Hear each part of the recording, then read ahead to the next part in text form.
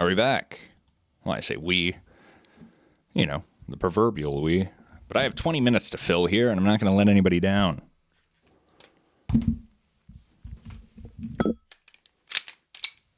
Well, that didn't work very well. Here we go. That's a better sound. Where are we at? Now I do my live check here by myself. We're not going to play the whole intro, of course, but we'll make sure that we're back, and I can get the live chat in front of me here. What do we do? There we are. All right, excuse me, everybody. Second time's a charm. What happened, old school Dave? Anybody listening, please help me understand. But anyway, I'm here. Oh my gosh, my tablet's freaking out, too. This is a nightmare. Well, here we are, everybody. Drive Time David Collins. Happy hump day. We're going to wrap up the show here.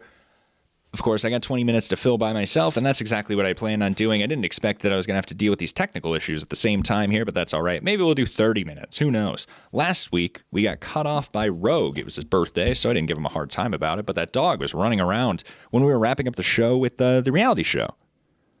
And he ended up unplugging something, and we had to shut down the stream abruptly. So the last few minutes of the reality show from last week, we didn't get to catch. So we have about 10 minutes there that I'm just going to play at the end there so we can wrap up episode 4 of the reality show, showing it at the end of every Drive Time David Collins episode. Sure, that's to be exactly what we're looking for. But I wanted to talk about, for my last time here, once I'm left by myself, some of the shows that I've been watching. And I'm not sure if I caught this with Dan, if we were interrupted beforehand. But in short, I've been by myself in a room, forced there waiting, and I have a lot of time to kill while I'm there, so I've been watching some media. And that includes a few shows, a couple of shows, and, it was a few shows.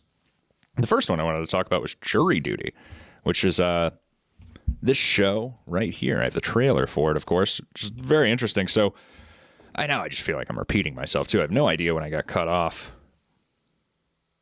Is that your WRX oots there? I'm not sure what that means.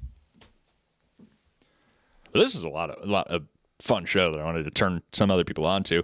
It felt a little weird at first because it says everybody in this show is an actor. It's a fake case. It's a fake jury, except one. And it's a big prank show on this one guy. And at the end, they try to turn it and make it seem like a good thing for the guy, but it was just strange. But I want to turn everybody onto this jury show. What I really enjoyed the first few episodes, because everybody's an actor, and they think, oh, I'm just an actor. I'm supposed to play my part. But usually when you watch an actor, you're not really supposed to see them as an actor. These people you see as an actor, and you say, why are you doing that? How much screen time do you really need? And they're all trying to outdo themselves, too. So it was a fun way to watch this, too. But it's a brilliant idea. I'm a recognizable public.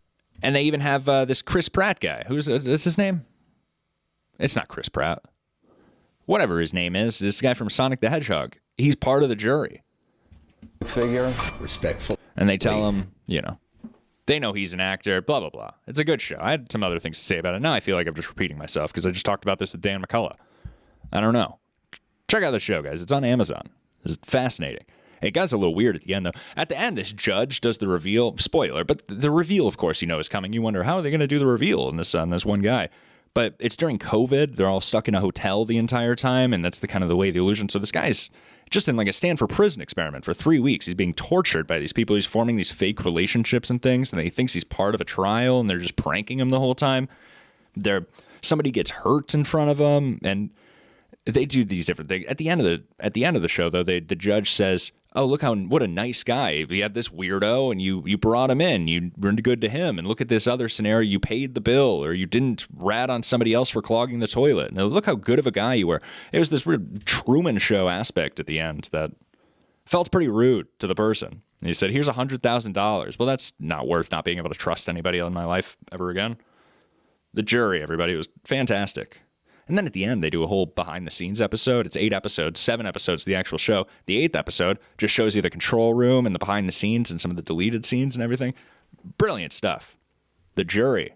I haven't watched any reviews of it. I'm not really sure what people think about it, but I thought it was great. Anyway, what do we got in the live chat? I see it's picking up a little bit. Are we back live now, everybody? I apologize for that. We were a little short today, but turn me on, David. What car? This car? The Jury. That was one show. So this other show I've been watching. So why don't I talk about this? Because I actually have more to say about this last one that I'll talk about, and we'll probably end with that, and then I'll put on the reality show there. I'm going to try to drink. What's nice about having other people in the room here is that it gives you an opportunity to take sips. And anybody who watches the video portion of the episode knows that I'm very often sipping. I try to time that out with other people chatting. In this case, it's a little impossible, so bear with me here. I could put on some music in the background if I was smart, but with all the technical difficulties. Anyway, the other show that I watched was Squid Game Season 2. They don't have a trailer in English. I watched it dubbed, by the way. I'm not going to be reading the whole time. I like to watch a show. I'm focused in on the show. I watch it intently, but I'm not going to read the whole time. I'm not a very strong reader. It's going to interrupt my ability to take in the show. No director, no writer ever says, you know, when I designed this scene, I wanted their eyes to be at the bottom looking at the words that weren't somebody else's department. So I don't really watch it with subtitles. I watch it dubbed.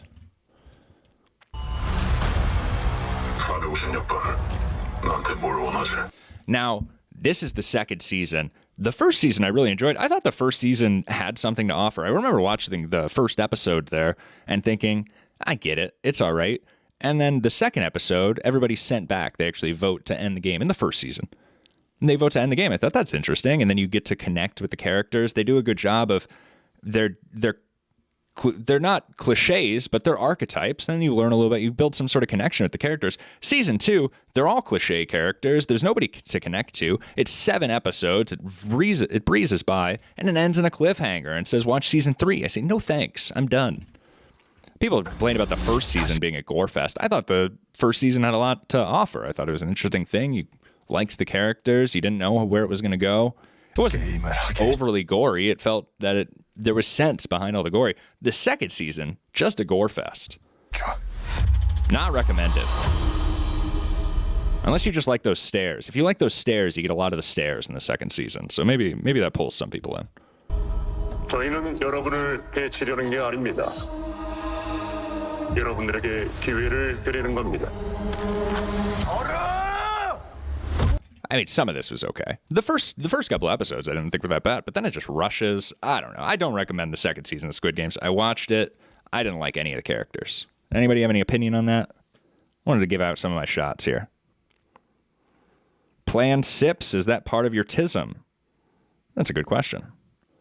I turned on the main character when he got that K-pop haircut at the end of the first season. I remember that feeling that same way, Ouija. I said, I'm not sure how this is going to turn into something I'm going to continue to enjoy. And I didn't even know how I felt about it. I thought they kind of cheesed the ending in the first season, which was fine. I like a good one-season show. What did this remind me of here? Oh, Alice in Borderland. I watched all of Alice in Borderlands. The first season is... It's very similar to Squid Games in the aspect that they have to compete games in order to survive, although Alice in Borderlands has a more, maybe a virtual or simulation aspect. You don't really know exactly what the route is. And in the second season, they continue the games they continue the story as you'd expect and you want it to continue. And then at the end, the whole last episode of Alice in Borderlands is basically making fun of the viewers for thinking that there was going to be any resolution to the show, which I enjoyed much more because they actually did end the show there with Alice in Borderlands. Squid Game Season 2, I get frustrated with all these cliffhangers, and that kind of brings me to the other show that I've been watching here. With all this time, I've started watching the show Dexter, and it was made in 2006. If you think this is a new thing that they're doing where they end every episode in a cliffhanger so that it's quote-unquote binge-worthy, they've been doing it on Showtime since the late 2000s there.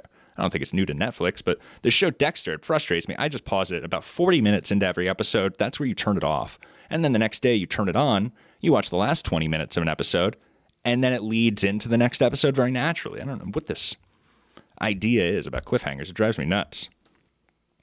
As someone who didn't watch it, I agree with David. Well, that's nice of you to say, Giraffe. So I've been watching the show Dexter, which is pretty old at this point. I understand that. It's Dexter 2006. What's that season 1 trailer here? It's just a minute. Why don't we just watch the full trailer this morning?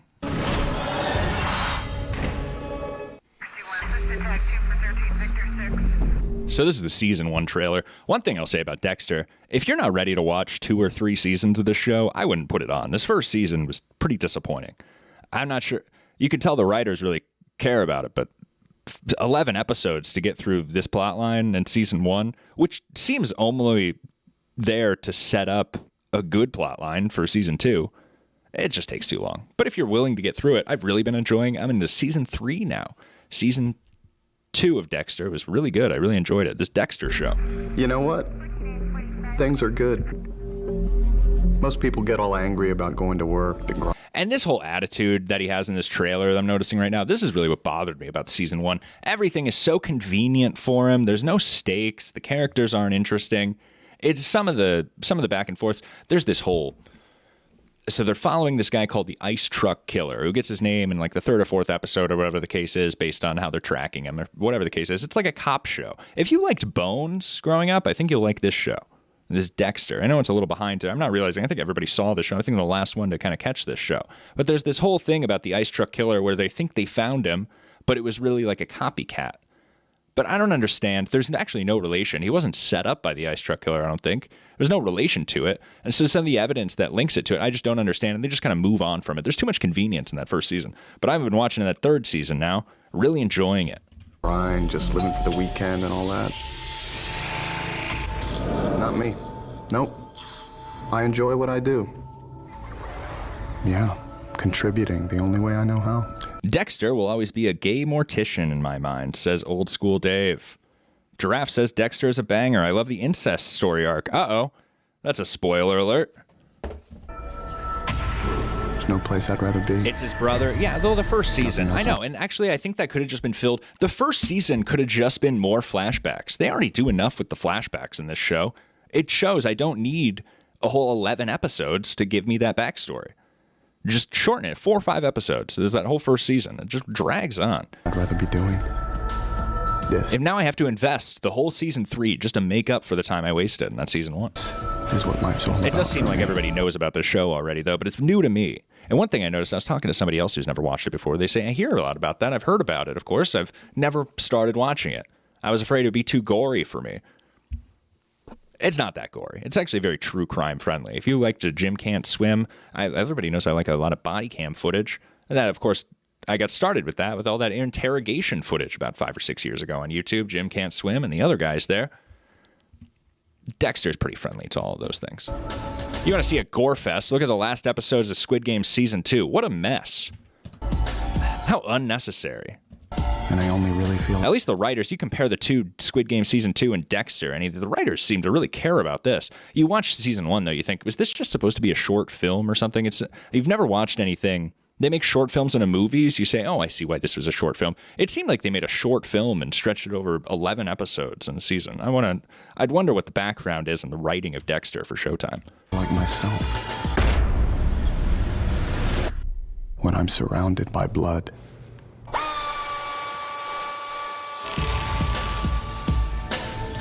You could tell they really wanted him to be cool, and then you can't really stretch out a character you're supposed to feel sympathy for cool through this, so they had to rewrite it. I'm not really sure what the background is, but I've really been enjoying it. If you haven't watched it and you have 14 hours to invest into a season and a half of a show, after 14, 15 hours, you're really not going to regret it. But that's all I wanted to talk about. Those couple of things. And I was talking to Todd Basinger, actually, about Dexter. He told me, he kind of nudged me on the side. He said, I'm actually a bit of a Dexter head myself. So that was Todd Basinger. But he told me, he said, season 1 through 4 are all the same high quality. So apparently I'll be able to enjoy it all the way through season 4, and maybe I won't even continue watching it. I heard they're making a new season of Dexter, though, so it might be a good time to catch up in case that's going to be something to talk about around the water cooler in a few months. Boy. What a great day, and I really wanted to segue smoothly to some music there, but it did not go as well as I thought. What did I say? Talk about around the water cooler, and then we segue into some music here. It still didn't really work that well. My computer's not having the easiest time this morning, but we've made it to the end of our show today. Happy Wednesday, everybody. Happy Hump Day. It's April 2nd, the day after April Fool's, and for all of you wondering, just a prank. I didn't talk about all the fun things I did on April Fool's yesterday. It was a long day for me, to be honest, but we're going to be continuing those pranks all through April, I believe. In my personal life. Maybe I won't even talk about it on the show.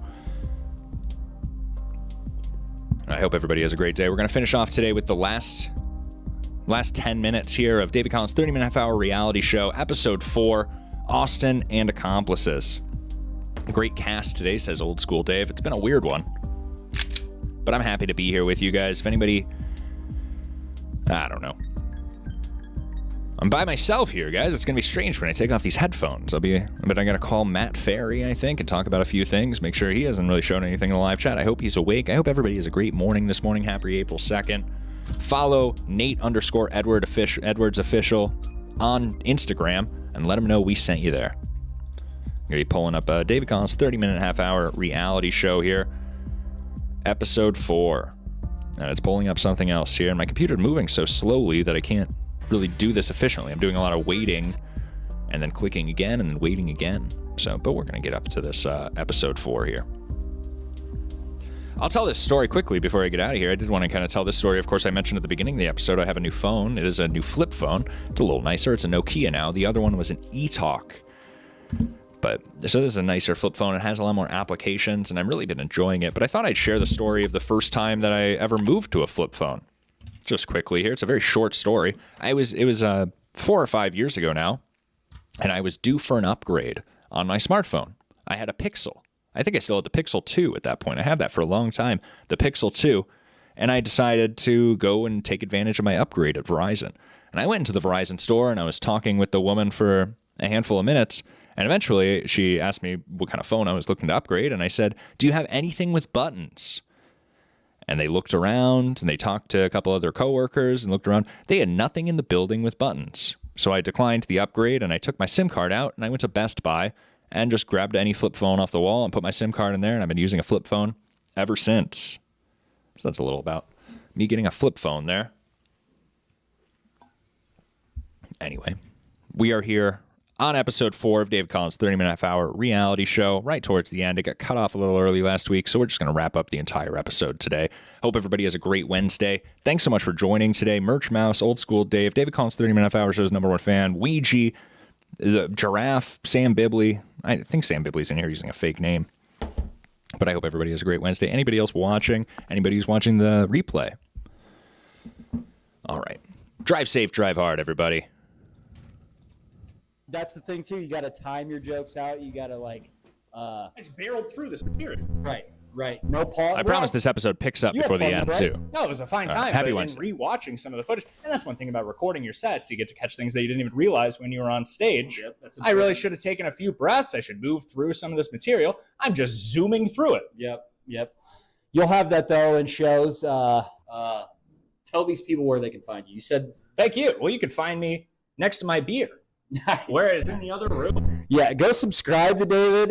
Go follow him, please, for the love of Christ. Boy, isn't Austin funny? And you don't have to convince anybody on your channel that you're funny. They already believe you. Well, Boy, isn't Austin funny? Thanks, buddy. Oh, great jokes. Well, I appreciate that. Always. Yes.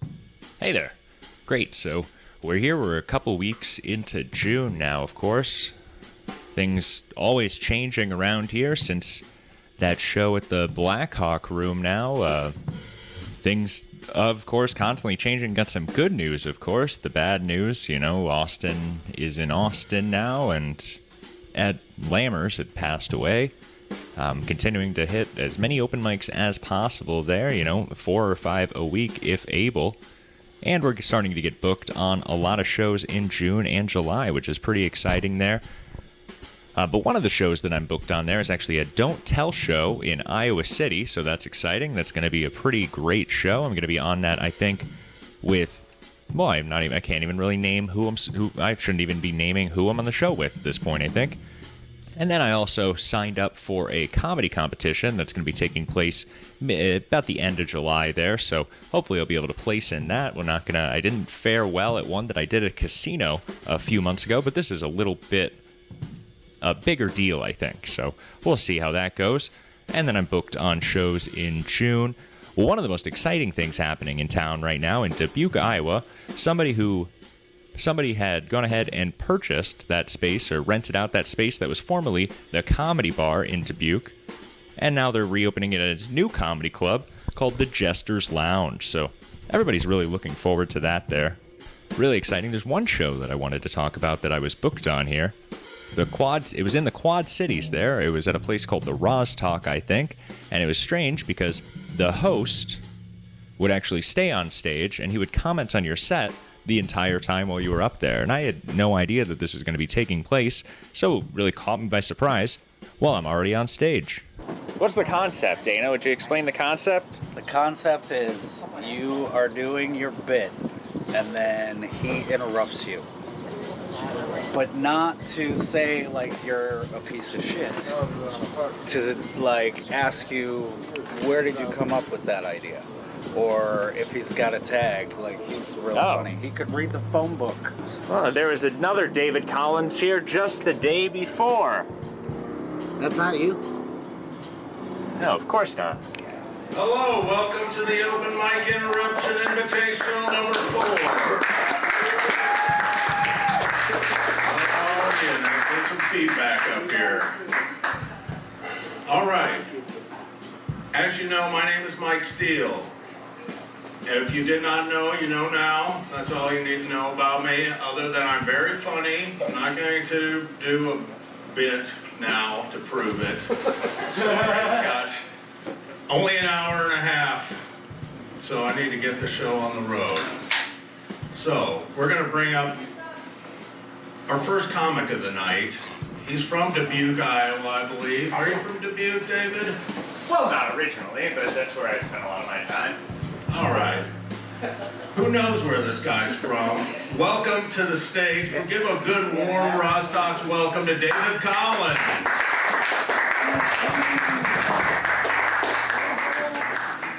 So you guys gonna do the Roztalk welcome? I thought that was a dance or something. No? This isn't it either, is it? All right. You know, I just found out that I have a man behind me while I come here and do some comedy. I thought I was going to tell some jokes, but I guess I get a good ribbing. Sorry to hear your voice. I saw this guy when I got on stage. He said, "Who's this guy? Mustache salesman?" Would you like, can I interest you in a mustache? Right, after you'll see the show going, but the deals are selling like hotcakes. This must feels like to do a live podcast. What a nightmare that was. You might be right. I think it does have kind of a live podcast element to it. You know what makes a live podcast better? When they just bring audience members on to fill the time, and I think that's kind of the way that it's done. But in this way, it's just you put the comedian up here to suffer. And not even just to go through what they hope is 15 minutes of material, just to be on stage for 15 minutes at a time. Okay. Do some more jokes. Let's see if you can get them back. You know, current events? I'm getting older. Not too old. I'm this old. I'm getting older, though. You're going to be as old as me, ever. I'll always be older than you. Right. And this set is going to be over in 10 seconds. You know, it's funny. My brother's 12 years older than me growing up. My grandma told me, eventually, in a way, I'll catch up to him in age. But after he beat the cancer, I figured that would never happen. My name's been David Collins. Thank you so much, everybody. Thank you, Mike Steele. Thank you, David. I'm sorry I didn't hear what's going on. Hopefully you had an okay time. If not, hopefully the small amount of money you get will make up for it. But it was a fun show there. Mainly everybody around here is looking forward to the opening of the Jester's Lounge, that comedy club that's going to be in Dubuque, Iowa there. But I'm looking forward to all these shows that are kind of booked on in the next month. The next exciting episode of David Collins. 30 minutes. Reality show with David Collins. New club, new green room. Yeah. I want to tell everyone thank you for coming. For anyone listening, I'm going to sneak in one quick bit at the end here. Liquor license. It'll be tomorrow. Hey, is everybody ready? Yeah. Yes, Florida. What's up, delicious? What up? I think this is Cleveland. I heard the heart of rock and roll is in Cleveland. Yeah, that's what I did as a hobby. That's how it works.